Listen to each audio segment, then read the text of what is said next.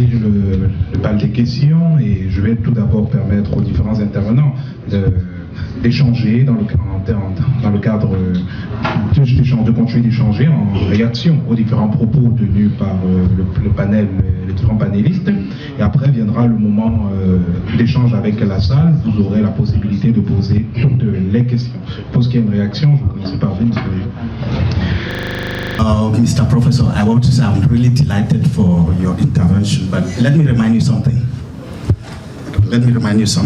Before the Federation in 1961, in 1960, Mr. Amadou Ahidjo made a solemn oath in front of the United Nations that if the Southern Cameroons unite with them in a federation, they will never, ever attempt to colonize the Southern Cameroons. That is there in the United Nations documents. If you look at all the articles or the United Nations General Assembly articles of 1961, I've just forgotten the article to give you, but look at it, you will see that. But what do we saw later? It's a process of recolonization. Secondly, you equally talked of, can the national unity of Cameroon be touched? You equally highlighted the fact that the problems faced by the English Cameroonians are similar problems faced by the other parts of Cameroon. But let me remind you something. The Southern Cameroons, before it came into the Union, it was economically very, very flourishing. When we came into this Union, what happened? It is sad. All the infrastructures were allowed to ruin. Some of them were simply dismantled, like the Tico airport. There was an airport there in Tico, it was dismantled. There was even an airport, the Limbe seaport, it was no longer functioning until recently. There was an airport in Bamenda, it was allowed to ruin. Southern Cameroon companies were staffed for credit and so died down. All the roads in Southern Cameroon were constructed by the British before we came into this union. The only road that Southern Cameroon has benefited is the road Limbe-Douala to permit La République du Cameroon to go and fetch oil. So when we talk of some of this, it is true. I have worked in Cameroon, in North Cameroon, Gaoundéré, Dombla, inside. It is really underdeveloped, but the situation of Southern Cameroon is particular because it is like somebody decides that I'm going to break this house, no matter what, and he starts to break the house gradually. Before 10 years, the house is not existing.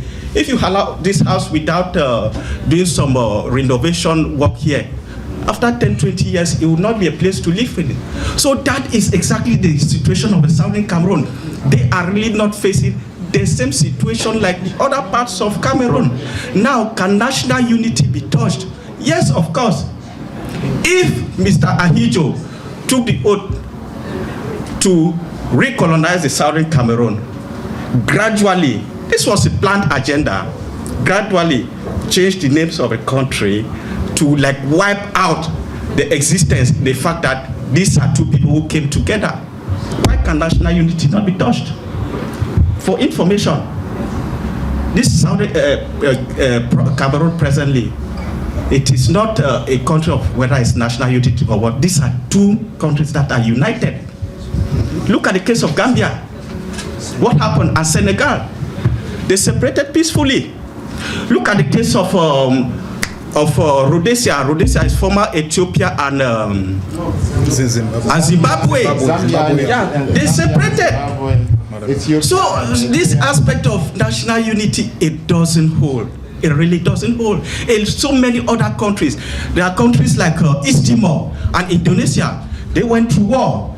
They went through war before separating. There is Sudan. There is South Sudan. So, my brother, I respect your point, but let us look at the truth as it is and say it. I know that is the TV. I know if I go out of this place, I may be a person haunted. But I don't care. My brothers are in the bush. My brothers are in the bushes. The whole village has run away. So I don't care. We don't care anymore. And that is what makes Southern Cameroonians become more and more resistant. Because if you want to get somebody, you don't start by beating that person. You call that person to yourself, you try to make the person soft, and then you get what you want from that person. But what we see is that they use force to get what they want. You cannot. You can kill all Southern Cameroonians. We have children. They will come up and they will continue. So the problem doesn't lie in violence. The problem lies in looking the truth and say we made an error. Okay, how do we go on a new foot? That is the problem. Thank you very much. Monseigneur, professeur Franklin Yamsi, je suppose que vous avez une réaction.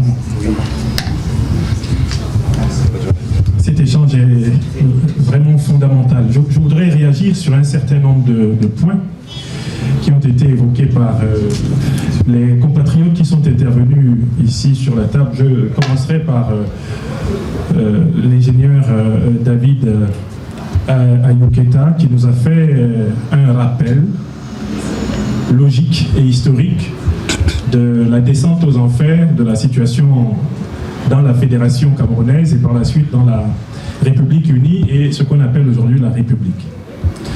I would like to tell you, dear brother, that before Cameroon being divided in British and French Cameroon, it was also a German Cameroon. And I have been personally born in that German Cameroon. My grandfather was a teacher in German Cameroon, and I studied German at home with the books of my grandfather. Before that German Cameroon, some Douala chiefs, I don't know who gave them the authorization, they decided to sign a contract with some people coming from Germany and from England, telling them that all the territories behind them are under their kingdom or the Kaiser of Germany. It is a very, very long time ago in this country that people are giving our land its name, its territory, its language, its values, its constitution, and so on. In fact, we are in a process of depossession, a very long process of depossession of Cameroonian or of the African people by decision of the Western imperialism, the Western colonialism, and our own elite recuperated a part of this work. In your summary of that history, I disagree with one point. You don't talk about the responsibility of the Anglophone elite.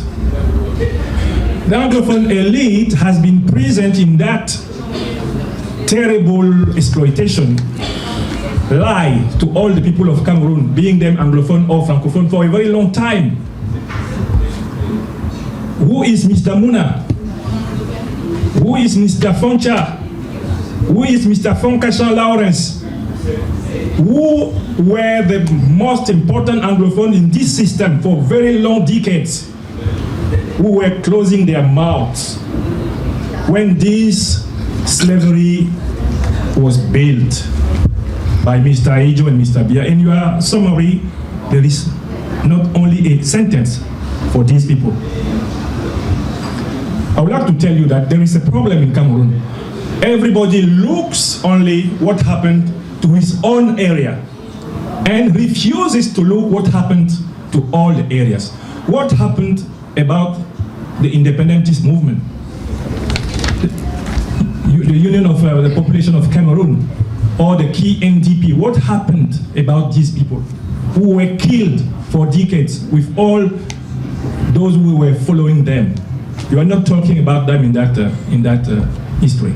So, if we want to go to a new dialogue, to build a new Cameroon, or a new relation between Cameroonians, and maybe two new states in that region, we need to say as well as possible the entire history.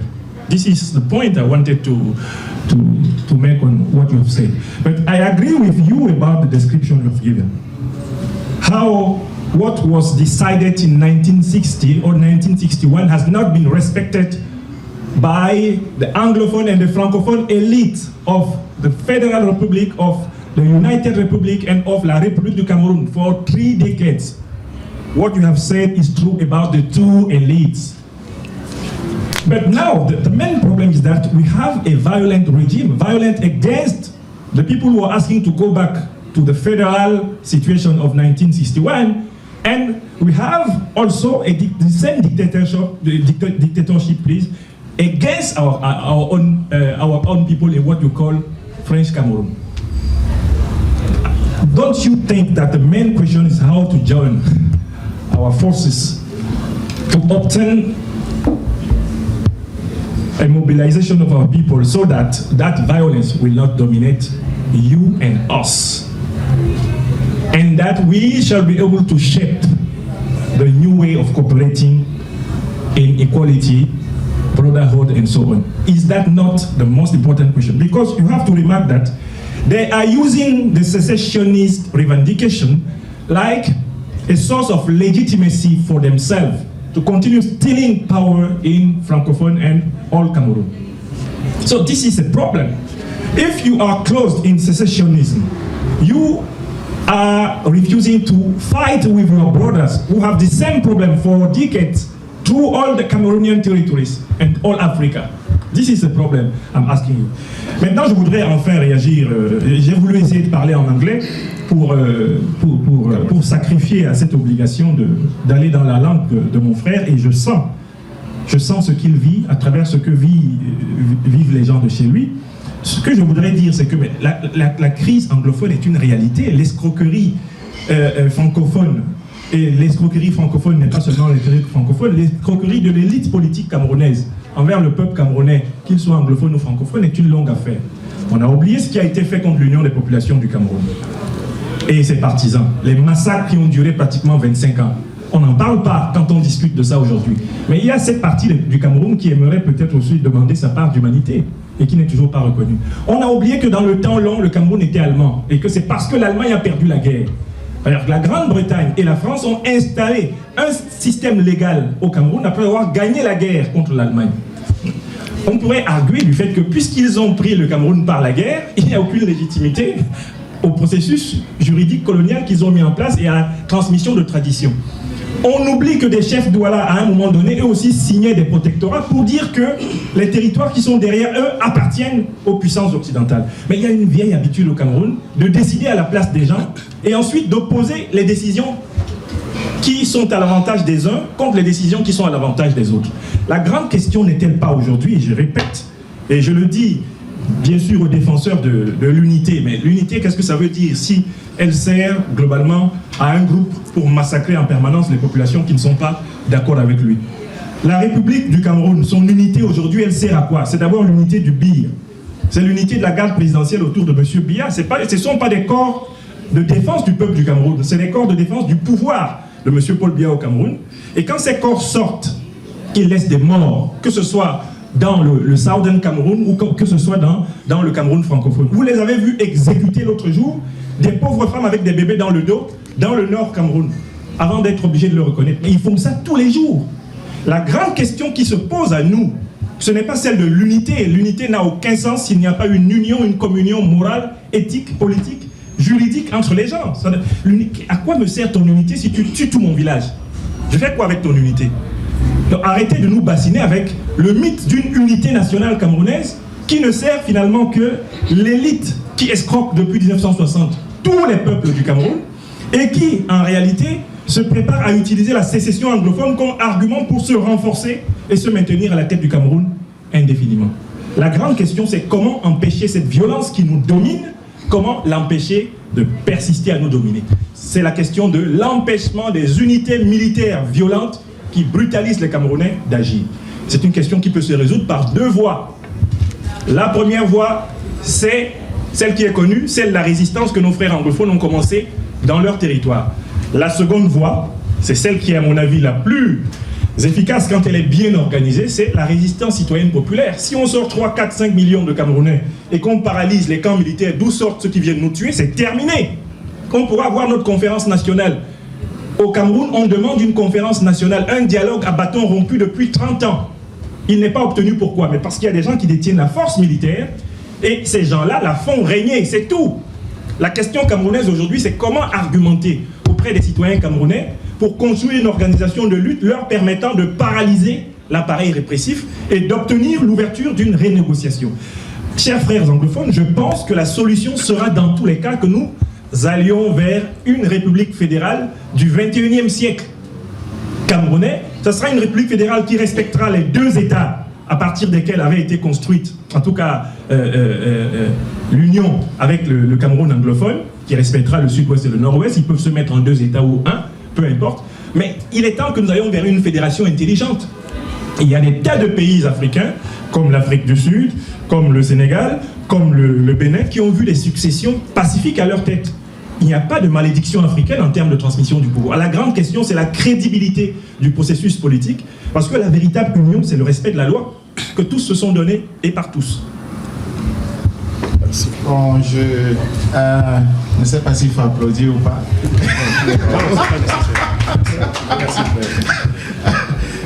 En fait, tu sais bien mon style, c'est aussi ironique.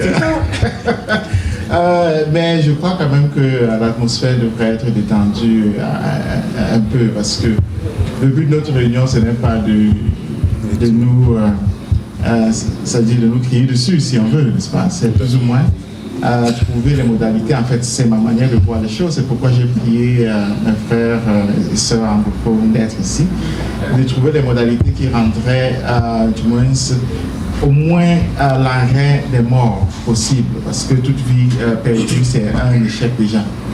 Donc, si au moins on atteint qu'une personne ne meurt plus par jour, on serait sorti d'une certaine manière du trou dans lequel nous nous trouvons. Je crois au moins sur cette base-là, nous sommes d'accord. Mais il y a quelque chose qui est essentiel, et je crois qu'il faudrait peut-être le souligner, c'est que ce sera toujours difficile de s'exprimer en deux langues, parce qu'on n'est jamais sûr si une personne comprend exactement ce que l'autre personne dit dans son expression. Et surtout en France, parce que les Français sont d'habitude monolingues. Et la classe politique française est fondamentalement monolingue. En fait, il suffit d'écouter ce qu'Hollande disait comme anglais pour savoir qu'il n'a rien compris de ce qui se présente devant lui en anglais.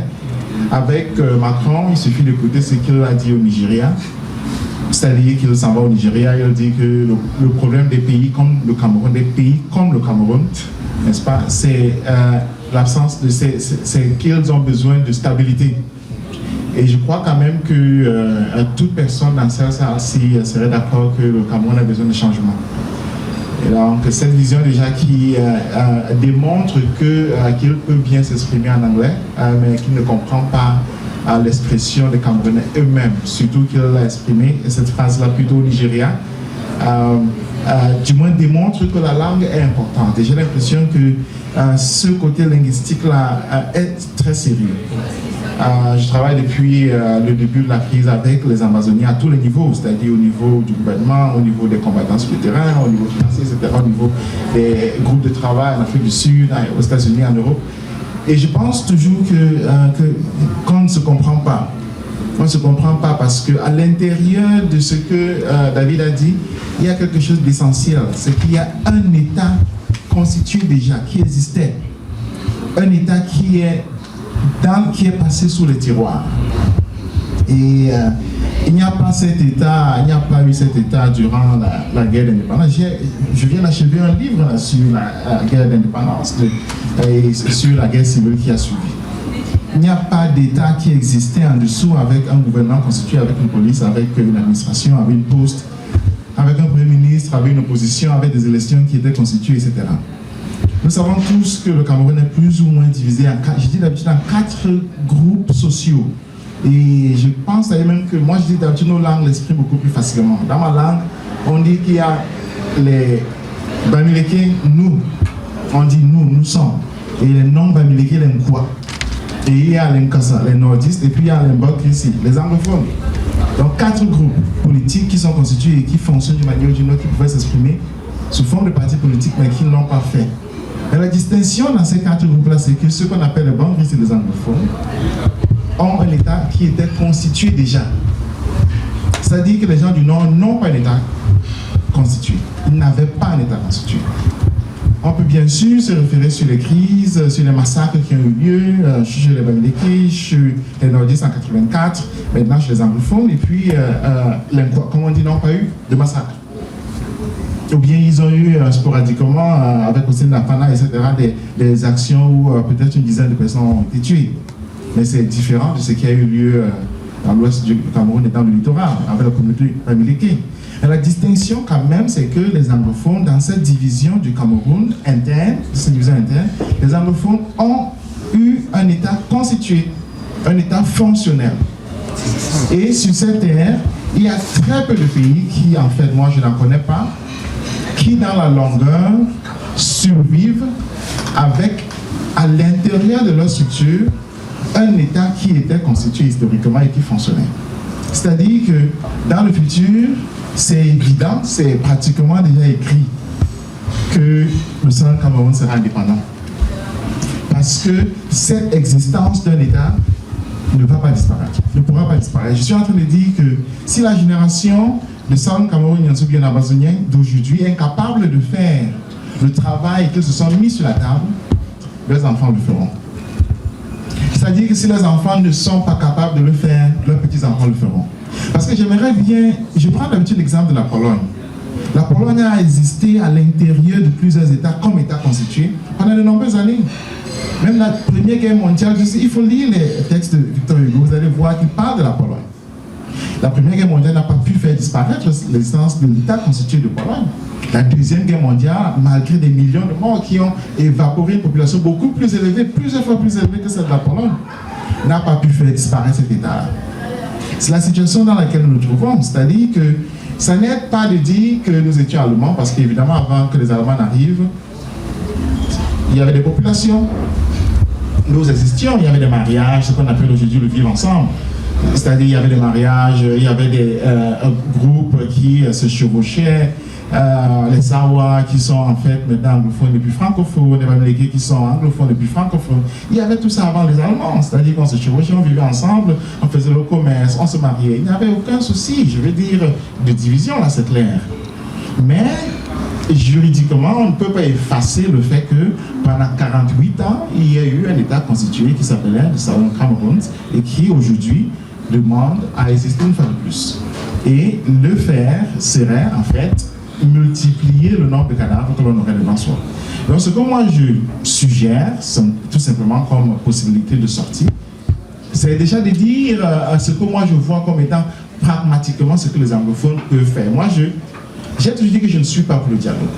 Et je le dis clairement, je ne suis pas pour... En fait, je suis contre le dialogue. Parce que toutes les instances de dialogue ont été épuisées.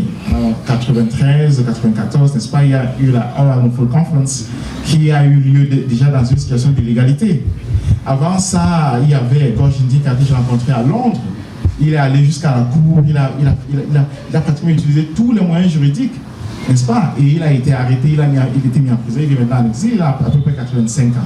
Soit dit en passant, il était l'avocat d'Ernest Wandier. Avant, donc, chez lui, il y a une continuité entre deux crises violentes.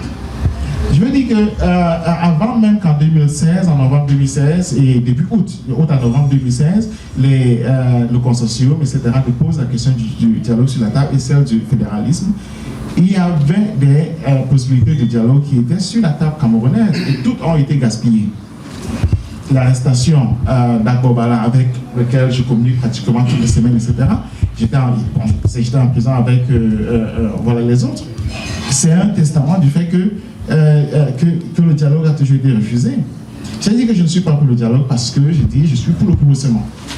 Et je le dis clairement, je suis pour le pourrissement. J'ai dit, nous avons une situation extraordinaire où pour la première fois depuis 1971, les Camerounais ont pris des armes. On ne dépose pas des armes sans avoir atteint au moins ce qu'on voulait réaliser. Sinon, on est un enfant, je veux dire, on ne prend pas des armes et puis on s'amuse et puis on dépose des armes. Non, ils ont des Kalachnikov, ils ont des Rostov, etc. Donc, ils y sont arrivés parce que toutes les fois où l'expression de l'existence d'un État qui à l'intérieur de l'État est mise sur la table, on leur présente des situations d'unité, de vivre ensemble, de toutes les tribus, tout le monde a vos problèmes, etc. Non, non, non. La situation est juridiquement formulée. Et elle va même plus loin. Il y a eu un vote. Il y a eu un vote à l'ONU qui a reconnu l'indépendance la Southern Cameroun. Quels pays ont voté contre? C'est la France. Et avec la France, c'est tous les pays francophones, en fait, ce ne sont même pas des pays qu'on appelle Cameroun, des pays comme ça, comme francophones, je veux dire. C'est-à-dire des pays qui sont en fait des va-nu-pieds. Ils ont voté pour soutenir la position française. La conséquence étant évidemment que l'indépendance du Southern Cameroun n'a pas abouti comme l'indépendance du Cameroun francophone a abouti. Parce que sur son chemin s'est trouvé la France, le Conseil de sécurité, etc., etc. Donc ce sont ces situations juridiques qui existent et qu'il me semble, les anglophones expriment toujours en anglais et de manière logique avec des dates, avec des précis, etc., avec des documents, mais qui ne sont pas présentés en français. Je vais même aller plus loin. Dernier cas, c'est le cas de la conférence unitaire, n'est-ce pas? On dit souvent, laissons-nous Africains régler ce problème parce que après tout, c'est entre nous les Noirs. C'est une très bonne solution. L'Afrique est capable de résoudre ces problèmes. Je veux dire, nous sommes des adultes. En fait, nous ne sommes pas les seuls adultes. En 61, il y avait des adultes dans cet espace aussi qui avaient nos âges. Et je suis sûr qu'ils avaient grosso modo la même intelligence que nous. Nous pouvons peut-être dire qu'ils étaient plus cons, mais en fait, ils n'étaient pas. Ils ont donc décidé, comme nous le voulons, de résoudre ces situations en frères et sœurs. Ce qu'ils ont fait, Aïdjo, ce qu'il a fait, c'est qu'il a demandé à tous les Blancs de sortir de la salle. Et tous sont sortis. C'est extraordinaire. Nous ne sommes même pas capables de ça parce qu'on ne lui demande pas de sortir. Mais j'aimerais justement arriver sur le point. C'est que l'intéressant lorsque les Français, les Anglais, etc. sont là, c'est qu'ils viennent avec l'idée juridique qu'il faut signer quand même un traité. Vous voyez, nous venons des traditions orales. En fait, nous avons oublié la tradition de Njoya. Nous venons des traditions où on croit que serrer la main comme ça, c'est suffisant, boire un peu de vin de palme et puis on a résolu. Maintenant, ils n'ont pas signé un traité d'union. Vous voyez, c'est vraiment pour moi, on dit que les Camerounais, j'ai entendu que les Camerounais sont intelligents. Ça, c'est la bêtise du siècle. Je vais prendre un exemple concret. J'ai vécu pendant 8 ans en Allemagne. Les deux Allemagnes ont traversé une situation similaire où il y avait un État dans l'État et ils ont donc décidé de se réunir après. Le traité d'union des deux Allemagnes, c'est un document qui vous fait à peu près 600 pages. Parce qu'il faut élaborer la propriété du territoire, du pétrole, de l'air, de l'eau. Il faut écrire tout ça. Naïdjo et les Mouna, ils sont salués, ils ont dansé, puis ça se finit là. Mais avant, le Cameroun allemand constitué était juridique. Bien sûr. Il était juridiquement formulé, c'est sur la base de cette juridiction, par exemple, que Bakassi peut rentrer au Cameroun et gagner, et quand on peut venir gagner à la Cour internationale là. Parce qu'il y avait des textes juridiques formulés.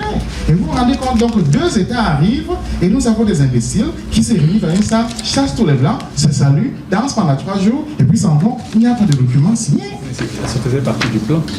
Ça faisait partie du plan. Le plan a abouti sur ceci, que lorsqu'il n'y a pas de document signé, on impose un droit militaire. Colonisation.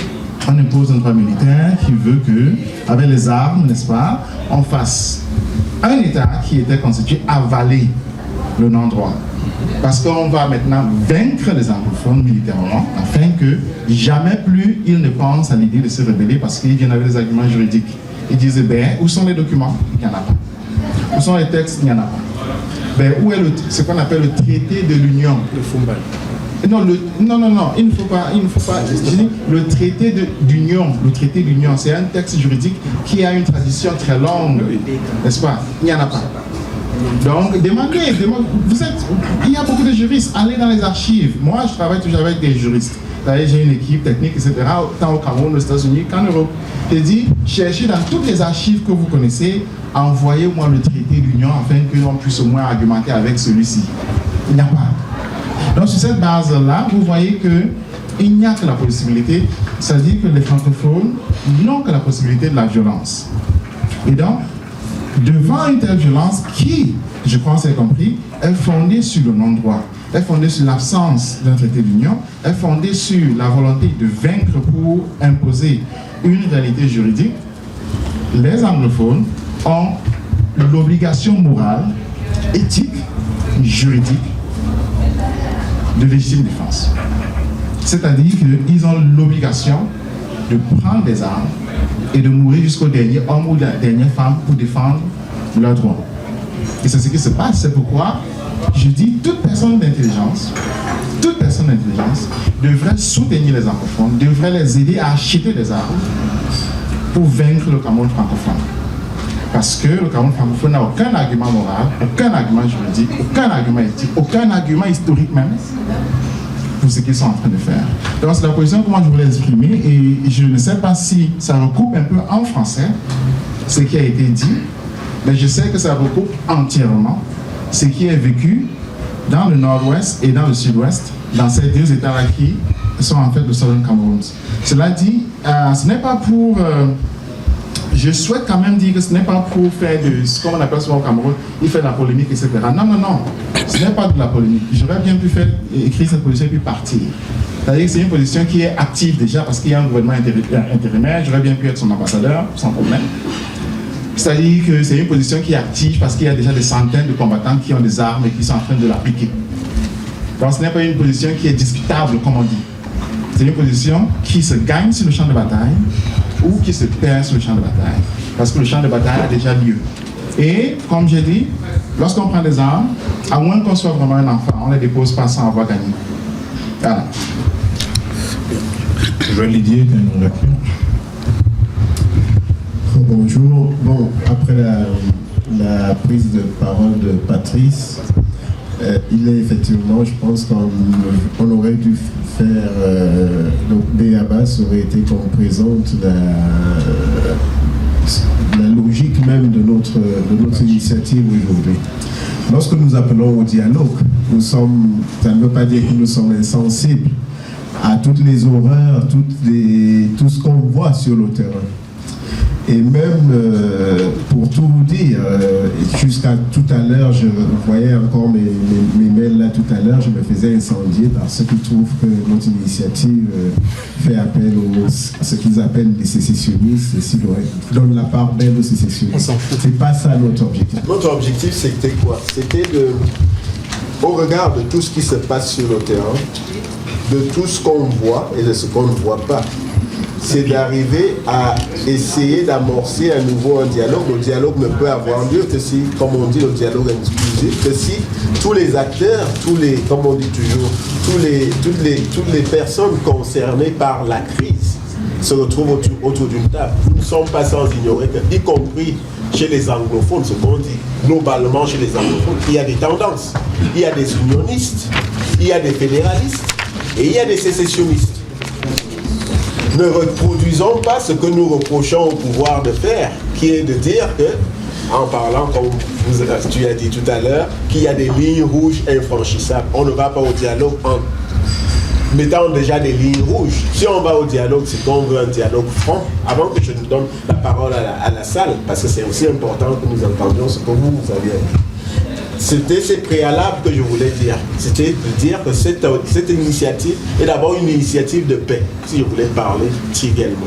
Nous ne sommes pas là pour une action violente. Tant bien même, nous savons que les anglophones sont dans une situation de légitime défense. On est face à une guerre qui devient une guerre civile. Comment on en sort? Comment on en sort par le haut? Nous faisons appel à toutes les sciences, toutes les imminences camerounaises et non camerounaises pour qu'elles nous aident à sortir par le haut. J'ai appris et il y a une avancée là-dessus. Beaucoup de gens on est plus ou moins tombés d'accord que cette crise, comme disait notre frère anglophone, va bien au-delà des acteurs politiques camerounais d'aujourd'hui. Donc, voyons au-delà de ces acteurs politiques, tant bien même on a affaire à ce qu'on appelle toujours des faucons, qui jouent exactement le pourrissement dont parle Patrice Nanan de son côté. Donc, comment on en sort? C'est vraiment la question que je vous pose en toute objectivité. Et je resitue la clé même de l'initiative qu'on a prise, que j'espère qui va se pérenniser, c'est d'être dans une dynamique de paix. Je vous remercie. Alors, je prendrai 2 petites minutes, 2 petites, pas plus. Alors, quand je parlais de ligne rouge, j'ai commencé mon propos en vous disant, vous ne pouvez pas agir en ne respectant pas le cadre légal. Qu'est-ce que c'est le cadre légal aujourd'hui au Cameroun? C'est le droit international. Et je vous rappelle tous ici, à ceux qui veulent se battre, à ceux qui veulent couper le Cameroun en 1000 morceaux, que depuis 60, c'est écrit dans les traités internationaux, les frontières sont figées. Bien figées. Ça n'est pas moi, Jean-Bernard, chercheur que je dis, c'est la loi internationale. Voilà. Ça, c'est le premier point. Le second point qui est important, c'est dire aujourd'hui, est-ce qu'il est possible de permettre à toutes les régions du Cameroun, pas uniquement le Cameroun anglophone, mais toutes les régions du Cameroun, de pouvoir jouir d'une très large autonomie permettant de mener des politiques publiques qui tiennent compte des spécificités de chaque territoire. Alors, je le dis comme je le pense. Il est facile de dire, nous allons nous battre. Mais je vous dis une chose simple. L'histoire a toujours tendance à se reproduire. L'UPC et les Bassa ont été massacrés pendant 25 ans par les services spéciaux français, anglais et américains. Pendant 25 ans. Est-ce que c'est le schéma que vous voulez qu'on reproduise? Je vous dis, c'est suicidaire. Vous n'êtes pas responsable. Pourquoi vous n'êtes pas responsable? Parce que oublier l'histoire, c'est oublier ce qu'on est réellement. Aujourd'hui, le problème central auquel on fait face porte deux noms. Comment trouver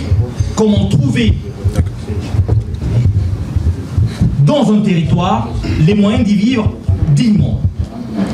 Ça passe par un contrat social. Là encore, c'est la science. Entre ceux qui blablatent et ceux qui racontent ce qu'ils veulent raconter, je m'appuie sur la science.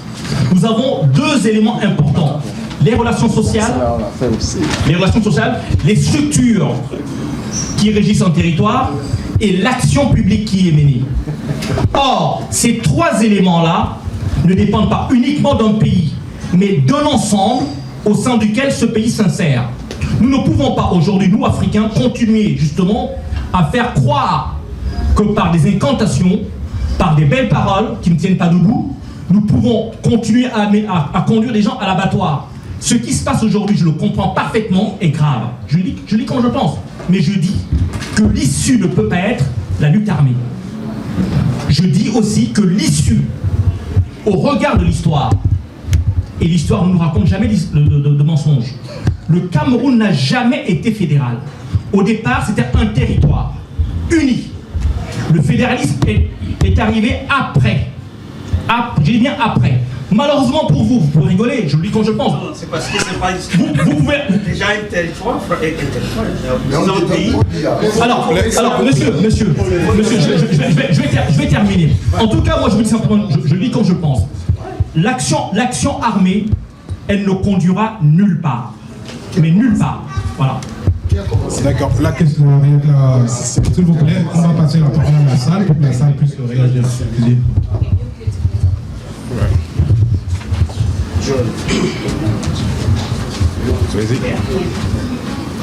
Vas-y, la question s'adresse à tous les intervenants. Yes, sorry. Thank you very much for giving me the opportunity to talk. I just want to look at some points which are really disturbing us.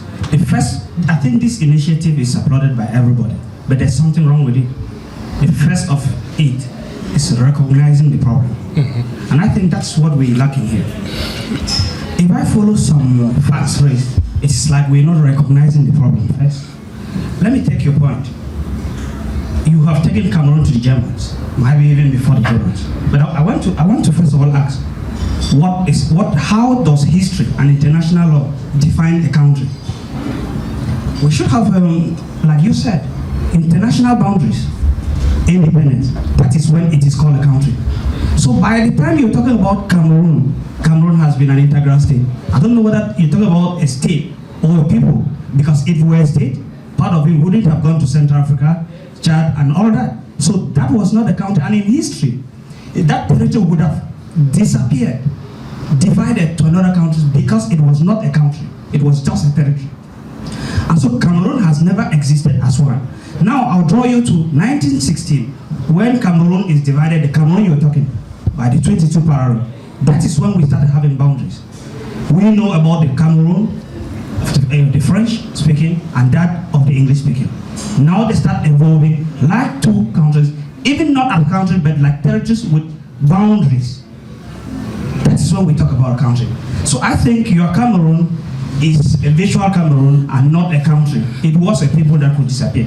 Then I want to also ask, when we look at what is happening today, and we want a solution, how can we get a solution if we do not, first of all, recognize our own errors in it? I just want to draw a little about what I think this good journalist just said about how Francophones themselves could first start seeing themselves as a problem. I take cases where when you are not clever, je suis pas ton Bamenda, because only Bamenda people are done. Les anglophones. It was not only done by the government, even by Cameroonians themselves. And so this problem can only go back to its source to get a solution. And if we do not first of all admit it, I don't think we can come up with any solution. Now, I want to also look at what you said about Cameroon being amputated, which is just what I just said, because it was not a state. But if you look at how this particular situation, why is it that during the time of Ayejo, this problem has been lingering for a long time? I think my brother just said that. But why was it not at this stage? I think the way it was managed. We have to accept that this problem for a long time has not been managed properly. It has only been managed by suppression, using the military. And which, if today you are reproaching the use of arms, this is what you would have been reproaching a long time ago. This is what you would have acted. And that's why I used to ask, where were the Francophones when we have been going all through all this? Why are they only realizing that we've been going through this problem now? And since then, what is their action to support this problem? I think if I follow what Professor Nganang just said, one of the most important things is, if you think my problem is legitimate, which we all know it is, why not stand behind me to achieve my result? I think so. The point is just there. I have a legitimate problem. What I'm asking, it is legitimate not only to me, but in international law. If you look at it, La Republic got its independence with territorial boundaries at River Mungo. It has never gotten a treaty of union. That's what permits a country to enlarge its territory. And if this document has never existed, then in La Republic enlarging its territory to add Southern Cameroon, it is called colonization. So La Republic has colonized Southern Cameroon illegally. And now, we go back to what international law and the United Nations says.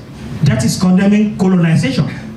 Which means at this point in time, we should be condemning the government of La Republic to have colonized or gone out of the United Nations laws and international law.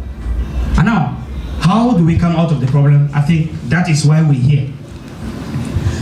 I think to come out of this problem, the first thing we have to do, like people who want to get a solution, get to Mr. Biya. Meet Mr. Biya too. First, he is the one who waged a war by coming out of the plane and declaring war against the people of Southern Cameroon. The first thing he should declare is ceasefire. Withdraw his arms from Southern Cameroon. That's the first of it. Secondly, if you accept the problem you have refuted that there was no Anglophone problem, today you say there's an Anglophone problem. So people you've arrested because of the problem you have recognized, why are they behind bars? They should be released. And I want to also go on a step. There is no war without a dialogue to end it. That's why we had international conferences. After the First World War, the second, we have ever got conferences. But this conference, I want to be clear, it's not on going to ask whether we're going to federation or for independence. I think it, in my opinion, is going to seek to draw the possibility of withdrawal. La Republic, how do you withdraw? Because it is not something you get up today and say, La Republic, pack your bag and go. It is to seek and draw the condition of withdrawal. Like the British took the time to hand power back to La Republic or to Southern Cameroon. We have to sit on a round table, inclusive, supervised by the United Nations, where we can, everybody, with those arrested, with the legitimate leadership of Southern Cameroon, talk on the round table to find the appropriate solution. I will not define the solution because in a dialogue, we can make a shift of positions depending on the presentation of the opponent and might be the good gestures. But I think the first of it is Mr. Biya, who waged war to order the stoppage of the massacre. And I just, whenever we even come like this, and I think when I was looking at it, I saw a reconciliation. I asked myself, have we first of all looked at the person you want to reconcile with? It seems too easy for me to pick a gun, maybe get behind you, shoot your wife and children, And then tomorrow I call you, brother, come, let's sit on the table, let's reconcile.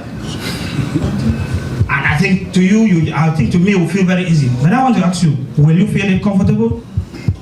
I think if we do not have very gigantic persons here, you might be coming back with a cutlass. So I think it is not just easy to get to a village, burn the whole village, burn some old mothers in the house, rape young girls, turn their parents to young boys where they roll on the floor, and then we just get up one day and say, and then Mr. Bia called for a dialogue. He calls for a dialogue, we'll come and see. Okay, we're stopping the war tomorrow and the war is finished. No, that's not how it goes. So I think, like I said earlier, the problem starts with Mr. Bia telling the people to drop arms. His military, and withdrawing his military from the territory of Amazonia. Because if the people do not see the military, they will not shoot their brothers. So I think that the military are the one terrorizing and causing this war. If we shift them, then go by releasing the people he calls political prisoners, then there we can get peace and go on a negotiation table to find a way out to the end of this crisis. Thank you. Welcome. Donc, je pense qu'il y a d'autres personnes dans la salle qui souhaiteraient poser des questions. On va en prendre ou intervenir. De toute façon, la parole est libre, on va dire. Merci à l'organisation. Je suis très content d'être cet après-midi parmi vous pour écouter un peu cet échange sur la question anglophone. Ce qu'il est convenu d'appeler la question, parce que je crois qu'en relation internationale, quelque chose qui demeure une question, c'est évidemment quelque chose qui n'a pas connu un épilogue. Alors, comme à l'époque on parlait de la question de l'Orient, etc. Bon, là, j'ai deux petites questions, ou trois. La première, c'est par rapport à mon ami Franklin Nyamsi, qui a posé un cadre théorique dans lequel se situe la crise camerounaise aujourd'hui, ou la crise anglophone. C'est celle d'un État néocolonial, parce qu'il n'a pas évidemment prononcé le nom, mais je me permets de le lui passer. La nature même de l'État camerounais ici est en cause. Évidemment, cher Franklin Nyamsi, comment se fait-il, ça c'est la question, comment se fait-il que toutes les fois où on questionne la question anglophone, on parle généralement de la forme de l'État, mais jamais de la nature de l'État? Quel est ton regard là-dessus? Pourquoi est-ce que le débat se focalise uniquement sur une décentralisation qui n'aurait pas marché, au lieu de questionner philosophiquement comme tu le fais, la nature même de l'État, l'essence même de l'État camerounais? Ça, c'est la première question. La seconde question, et elle s'adresse à vous tous, est-ce que véritablement vous ne passez pas à côté de quelque chose, d'autant plus que vous situez uniquement la crise dite anglophone dans une perspective uniquement endogène, c'est-à-dire des accords qui n'ont pas été appliqués? Parce que la crise camerounaise est là, même c'est à Patrice Ngana, puisqu'il avait fait un post il y a quelques semaines sur les félicitations déjà du président Macron à Paul Biya, disant qu'il serait très ravi de le recevoir en novembre. Est-ce que pour les élites françaises, il n'est pas plus intéressant que nous également Africains, nous questionnons cette crise du point de vue du rôle de la France dans sa dimension impériale, ou dans sa dimension vraiment d'empire, qui souhaite véritablement un statu quo ou un État fantoche, parce que Biya évidemment n'existe en réalité que par rapport à cet angle-là. Est-ce que tu ne penses pas que cette perspective d'analyse est souvent occultée, c'est-à-dire qu'il faut désigner l'ennemi? Qui est l'ennemi dans la crise dite anglophone? Est-ce que c'est le pouvoir dit de Biya ou c'est véritablement la France? Parce qu'évidemment, il y a aussi un autre aspect, c'est l'aspect économique. Je ne vous ai pas beaucoup entendu vous prononcer sur la dimension économique de cette crise. Parce qu'évidemment, il y a l'enjeu du pétrole. Quel est, votre regard là-dessus? Même les Amazoniens n'en parlent pas. J'ai l'impression que le pétrole au Cameroun est comme un tabou. Il n'est pas dans le budget, ou parfois il est, mais on ne sait pas où il est. Mais le pétrole est exploité en zone anglophone, on n'en parle pas. Même les Amazoniens. Est-ce que la question anglophone n'est pas avant tout une question de redistribution de la manne pétrolière, de la richesse, qui pourrait aider peut-être à régler aussi cette crise. Parce que, après tout, il demande aussi un transfert également des richesses, parce qu'on l'a vu avec le peuple Ogoni au Nigeria, même en Pays-Bas. Ce qu'il demande avant tout, c'est que nous vivons sur des territoires où il y a d'immenses richesses de l'État fédéral nigérien. Ces richesses sont exploitées, mais nous n'en bénéficions pas. Et si nous n'en bénéficions pas, et nous ne sommes pas partie prenante à cette rente-là, eh bien on prend les armes. Et c'était le sens même de la guerre de 67. Pardon Jean Bikim, la guerre de 67 s'est résolue ici en France en 70 entre un accord entre les grandes compagnies pétrolières et le gouvernement de Yakubu Gowon. Et puis l'autre, il est rentré un peu dans les rangs au Djoukou. Donc, quel est votre regard là-dessus, à la fois en Ghana et vous autres? Et puis la dernière chose, c'est par rapport aux Ambazoniens. Je suis un peu gêné par l'appellation Ambazonie même. Parce que j'ai cru comprendre que c'est le nom d'un explorateur britannique, ou Ambé Zone, je ne sais pas, qui est venu, qui a découvert cette portion de territoire. D'où vient le nom Ambazonie? Est-ce que vous pouvez me l'expliciter? Parce que c'est vrai que je ne me suis pas présenté, je m'appelle Olivier Dossou, je suis citoyen béninois, et évidemment je suis très intéressé par les questions africaines, et donc je viens de Bruxelles, et à ce titre, c'est une thématique qui m'intéresse, puisque à Bruxelles, tous les mois, nous questionnons les enjeux africains sur le panafricanisme, sur l'économie. Donc nous serions également très ravis de vous inviter, d'avoir un panel également comme ça à Bruxelles, à l'occasion, cher Ghana, d'un de tes voyages en Europe, on pourra essayer de goupiller ça. Donc je vais être assez bref et permettre aux autres de répondre et le panel. Merci. D'abord, le panel va répondre à cette première simple question, ensuite on repassera le micro. Soyez-en rassurés, tout le monde pourra parler. Je suppose que Patrice, tu... Oui, pour moi, je suis commerçant. Donc, il y a ce livre-ci, La révolte anglophone. Il n'y a pas de livre publié en français, il n'y en a pas encore, sur ce qui est devenu une guerre civile. Vous voyez, lorsque je suis allé en décembre dans la zone anglophone, là, j'avais dit que Biya allait être battu. Il est en train d'être chicoté. Et donc, j'avais écrit, c'est pourquoi je suis allé en prison là-bas. Donc, le livre là, c'est un livre qui est, bien sûr, les attaques contre tout ce que je disais se fondaient sur le fait que j'improvise mes points de vue. Et moi, je n'improvise jamais mes points de vue. Parce que j'ai déjà dit qu'en décembre 1999, j'étais dans la zone anglophone lorsque la déclaration d'indépendance était formulée. Je ne sais pas trop si quelques-uns dans la salle y étaient, mais j'y étais. Et donc, depuis, j'ai commencé à publier sur ce qui était encore le problème anglophone. Et en fait, même en 2005, je crois, on a mentionné Mbembe. Il disait la question anglophone, un peu jouant sur la question juive de Marx, etc., l'article du 19e siècle, comme je le fais toujours, pour être le pastiche compensé. Mais depuis 1999, j'écrivais systématiquement sur cette question et ma position a toujours été claire, c'est-à-dire qu'elle est rectiligne.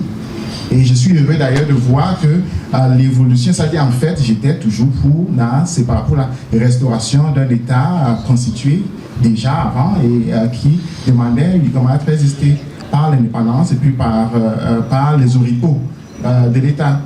À un moment, parce que les journaux de Yaoundé sont trop à droite, alors j'ai plus ou moins agité pour le fédéralisme. Mais c'était, je crois, jusqu'en 2013 comme ça. Et donc là, je suis rentré sur le point de vue qu'on appelle la base sécessionniste, c'est-à-dire que j'ai toujours été un militant fervent du SCNC.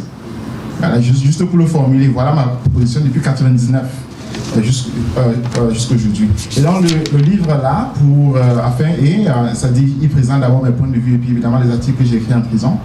Et ensuite, après ma libération, il coûte 15 €. Je sais qu'il ne va pas vous rendre pauvre. Je vous passe déjà un exemplaire. S'il vous plaît, monsieur, donnez à chacun un exemplaire. Et donc, vous allez remettre 15 € ou bien le livre à l'éditeur. Ne partez pas avec le livre sans avoir payé. La raison étant la suivante, l'argent s'en va aux réfugiés. Vous voyez, nous avons une situation extraordinaire où pour la première fois, vous voyez, nous avons grandi avec le Tchad envoyant les réfugiés au Cameroun. avec la République centrafricaine envoyant des réfugiés au Cameroun. Pour la première fois, c'est le Cameroun qui envoie des réfugiés au Tchad. C'est le Cameroun qui envoie des réfugiés au Nigeria, etc. Et ça, c'est extraordinaire. Je veux dire vraiment, c'est unique dans l'histoire du Cameroun, parce que même les Nigérians, c'est eux qui viennent être réfugiés au Cameroun. Et maintenant, il y a des centaines de milliers de Camerounais qui sont réfugiés au Nigeria. Et je vais me mettre très concret. Vous voyez, il y a quelques mois, il y a maintenant peut-être 2 mois, le RDPC, etc., et les élites ont fait des cotisations. Je crois que c'était quelques centaines de millions de francs CFA. Où est parti cet argent? Où est parti cet argent? N'est-ce pas? Moi, j'étais du point de vue que les réfugiés, en fait, ils avaient refusé de prendre cet argent. Mais l'argent est où?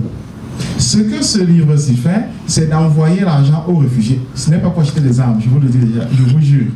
C'est pour je vous jure. C'est pour envoyer de l'argent, comme je le fais avec les prisonniers qui sont à Ponegui, je le fais systématiquement. Je suis écrivain.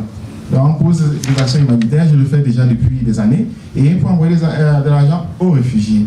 Il y a d'autres qui le font. Et si au moins de cette réunion-ci, chacun de nous est à Paris, je suis sûr que 15 € ne va pas nous tuer, on sortait avec une action concrète pour dire que de Paris, nous avons envoyé ceci à ces réfugiés-là qui n'ont rien. Je crois quand même qu'on n'aura pas seulement passé notre temps à bavarder. N'est-ce pas? Donc, acheter ces 15 €. Maintenant, pour ce que le frère a dit. Moi, tous mes textes sur Facebook sont en fait là. Je n'ai jamais accusé la France nommément. Mais j'aimerais peut-être préciser, lorsqu'on dit Ambazonie, je pense que ce sera dit, c'est Ambas. C'est la baie d'Ambas. C'est vraiment, le mot Cameroun vient de crevette, c'est un mot portugais. Mais le mot Ambazonie, c'est un nom camerounais même pour désigner la partie du pays dont il s'agit. Donc c'est vraiment un nom autochtone, comme on dirait. Donc c'est pas un nom, il faut pas. Et cette explication-là a été fournie par des gens qui veulent détruire, en fait, qui les tuent. Donc il faut l'oublier rapidement. Cela dit, dans ma manière d'analyser, je n'ai jamais accusé nommément la France, parce que je crois que la France n'est pas bien informée. En fait, je crois qu'elle est très mal informée sur sa propre histoire de toutes les façons, et surtout sur ce qui se passe là-bas. Et moi, je pense que dans une guerre, comme c'est une guerre qui a eu lieu, l'ennemi ne peut pas être abstrait, le système. L'ennemi ne peut pas être lointain, la France, bien que la France possède pratiquement toutes les terres pétrolières qui se trouvent autour de Limbe, offshore et onshore, et etc. Bien que la gestion de cet argent passe automatiquement dans les comptes étrangers, il n'est pas transféré dans le trésor camerounais. Mais il y a une situation de guerre, je crois que la guerre a un ennemi bien précis. Moi, je l'ai dit, et je suis heureux que Franklin nous rejoigne en fait dans cette position, que l'ennemi, ce sont les boulons. Je l'ai toujours dit. Je l'ai écrit, je l'ai formulé clairement. Il dit, c'est un pouvoir tribal. Moi, je dis, c'est un pouvoir boulot.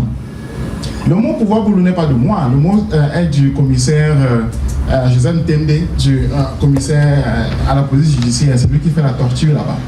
Il est chargé d'interrogatoire, mais dans la nuit, on torture dans son bureau. Voilà. C'est son mot à lui. Je ne sais même pas de quelle tribu il est. Mais c'est lui qui a utilisé le mot pouvoir boulot. Alors, ça m'a fait me rendre compte, parce que justement, de mon arrestation à ma libération, tous ceux qui étaient chargés de mon contrôle immédiat étaient boulot. Il s'agit de ma capture à mon expulsion. J'ai traversé le couloir boulot au Cameroun. C'est-à-dire que si en 1983-84, le pouvoir camerounais était encore général, générique disons, nous savons tous que lorsqu'on a le pouvoir, on a l'obligation sociale de placer ses petits frères. Si on ne le fait pas, bon, on n'aura pas de place au village, au conseil de famille, on sera insulté par tout le monde. C'est un acte culturel et puis social. Vous le répétez pendant 36 ans, ce que vous avez à la fin, c'est un pouvoir boulot. C'est très simple, c'est mathématique. Ça ne dit même pas une insulte. C'est en fait la reconnaissance du fait que sociologiquement, les boulots s'entraident. Et comme ils ont le pouvoir, ils mettent la main dessus.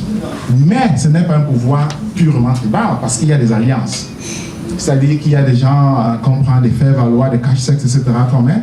Et donc, ça devient un pouvoir plus ou moins général. Mais le cœur de ça, et qui utilise l'arme létale, le pire, etc., là, c'est beau. Donc, et même on peut continuer de manière géopolitique. Vous voyez, les Boulous sont la partie la plus francophone du Cameroun. Et là, c'est une tactique de guerre appliquée depuis la période coloniale. Les anglophones sont l'angle le plus opposé. C'est pas, donc on a automatiquement des soldats qui ne parlent que français. Lorsque vous voyez les vidéos où ils parlent là, où ils bastonnent en parlant, etc., ils comptent en français, il faut écouter l'accent. Ça ne trompe personne. Ils viennent systématiquement d'une même région. Donc on a déjà la constitution d'un pouvoir qui est externe à la région et qui de ce fait ne peut pas sympathiser, ne peut pas créer une union avec les victimes. En fait, n'a même pas de compassion pour les victimes. C'est pourquoi on a des têtes coupées, le Bangala coupé, etc., des choses comme ça, parce qu'il n'y a pas de compassion. C'est-à-dire, une maman dit pardon, ne me tue pas, on zigouille. Vous voyez, parce qu'il n'y a pas de compassion, parce qu'elle dirait sans de pardon en sa langue maternelle, que le soldat aurait pitié. C'est-à-dire que dans ma langue maternelle, il y a des noms qu'on peut dire comme ça. On dit le nom, ça vous des actes et vous avez un peu de la compassion.